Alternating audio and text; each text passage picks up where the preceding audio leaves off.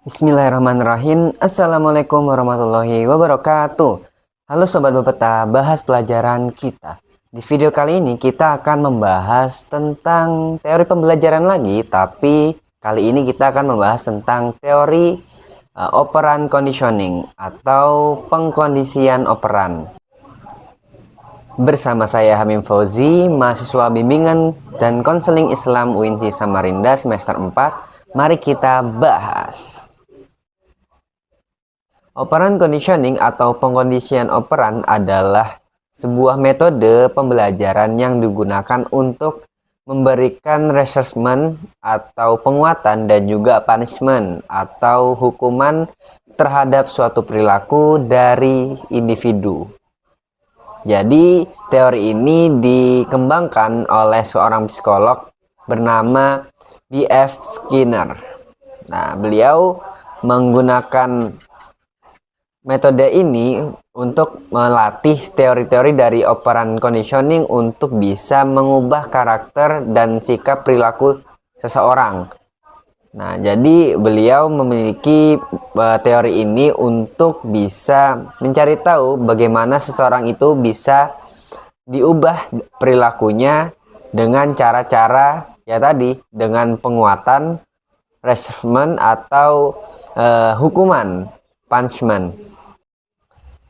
Sebelum kita membahas lebih jauh lagi tentang apa sih itu pengkondisian operan, nah, mari kita membahas tentang tokoh pemikir teori ini.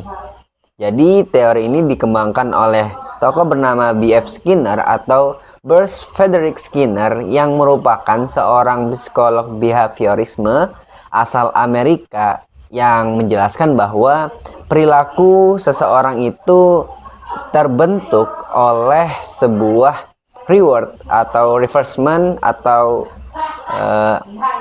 penguatan dan juga punishment atau hukuman melalui proses yang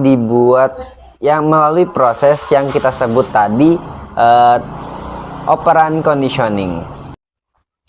Konsep utama dalam teori ini ada 4. Yang pertama, penguatan positif atau positive reinforcement, yaitu di mana kita memberikan sebuah stimulus yang menyenangkan apabila seseorang ini melakukan apa yang kita inginkan dan tujuannya untuk bisa diteruskan atau dilanjutkan secara terus-menerus. Contohnya, ketika ada anak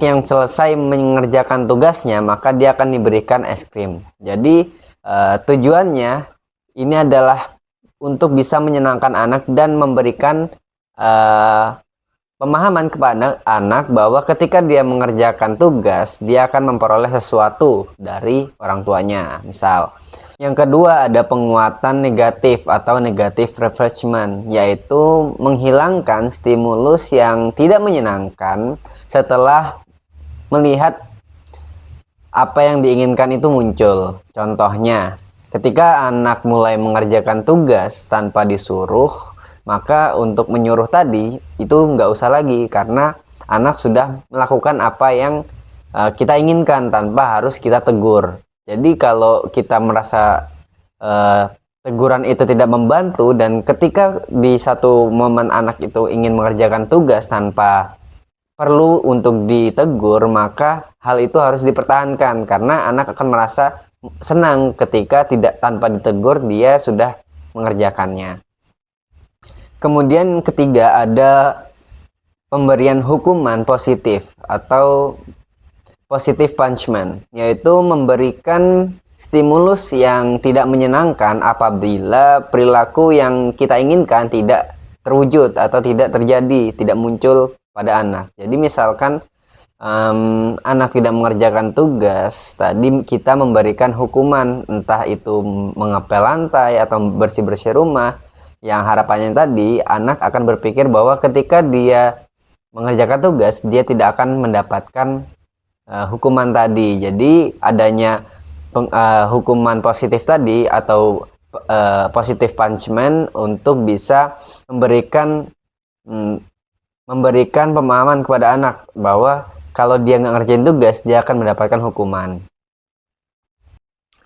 Dan yang terakhir ada hukuman negatif atau negative punishment, yaitu menghilangkan stimulus yang menyenangkan karena tidak melakukan apa yang kita inginkan atau perilaku yang kita inginkan tidak muncul. Contohnya mengurangi penggunaan gadget kepada anak ketika dia malas mengerjakan tugas. Jadi di situ kita mengurangi atau bahkan bisa menghilangkan sekaligus yang dianggap anak itu senang, seperti bermain game di gadget, tapi dia tidak mau belajar. Karena tidak mau belajar, dia gamenya disita atau HP-nya disita, dia akan fokus untuk belajar dan mendapatkan kembali haknya untuk bermain HP. Kemudian bagaimana sih kita mengimplementasikan teori ini dalam kehidupan sehari-hari? Contohnya di dunia pendidikan sendiri, teori ini sering digunakan untuk memunculkan motivasi belajar anak. Nah, contohnya ketika anak mulai belajar dan juga memiliki kesenangan untuk membaca buku di perpustakaan yang ada di sekolahnya, dia dari lembaga atau dari kalangan guru itu memberikan sebuah hadiah, entah itu sertifikat, entah itu penghargaan sebagai duta baca misal. Nah, di situ dia akan terus meningkatkan kesenangan atau kegemaran dia dalam membaca dan akan menimbulkan minat juga untuk siswa yang lain supaya bisa mendapatkan hak dan juga hadiah seperti yang didapatkan oleh si anak yang rajin tadi. Dan dalam dunia luas dapat diaplikasikan dalam berbagai hal, misalkan untuk meningkatkan ketertiban dalam berkendara, maka seseorang akan mendapatkan hukuman apabila melanggar tata tertib yang ada, misalkan tidak memakai helm dan lain sebagainya, dan tidak akan mendapatkan kartu tilang atau ditahan apabila dia sudah mematuhi dan mengikuti tata tertib yang ada dalam aturan lalu lintas.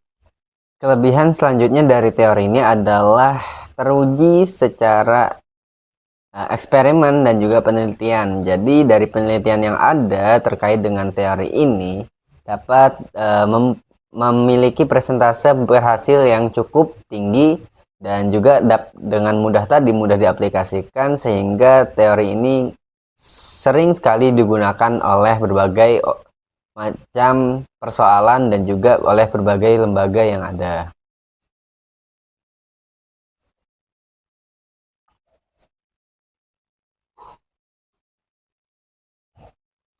Dan teori ini juga yang terakhir yaitu efektif mengubah perilaku. Jadi teori ini juga cukup, karena persentase keberhasilannya cukup tinggi, ya bisa dibilang teori ini efektif untuk diterapkan dalam kasus misal mengubah perilaku seseorang atau mengubah perilaku hewan peliharaan dengan teori-teori yang ada tadi, yaitu memberikan hukuman dan juga memberikan hadiah ketika perilaku itu sesuai apa yang kita inginkan atau tidak sesuai dengan apa yang kita inginkan.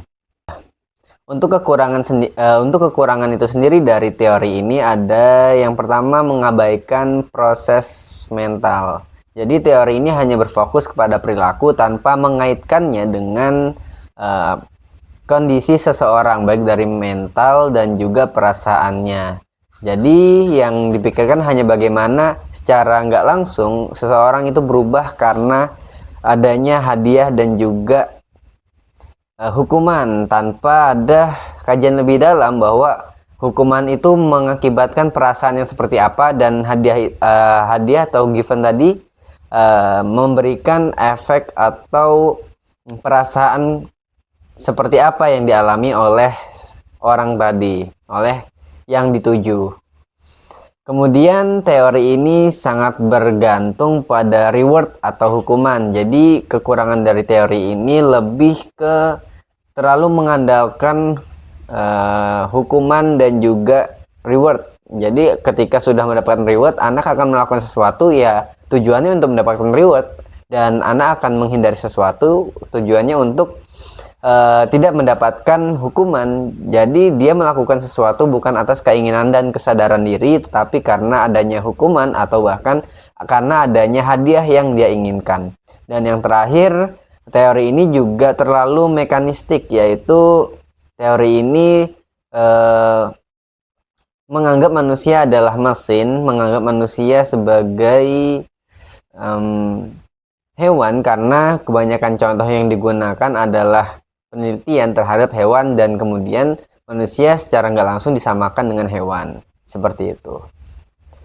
Jadi inti dari pembahasan kita yang dapat kita simpulkan adalah pengkondisian operan ini menekankan pada perilaku manusia bahwa perilaku manusia itu sendiri dapat dibentuk, dipertahankan, dan akan dihilangkan melalui pengaturan konsekuensi secara sistematis. Jadi tindak tanduk manusia dapat kita kontrol, dapat kita atur dengan berbagai macam hal.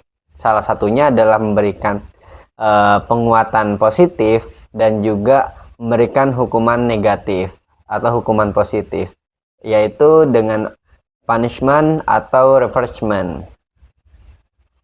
Ya, jadi itu aja untuk video kali ini. Terima kasih yang sudah menonton. See you in next time.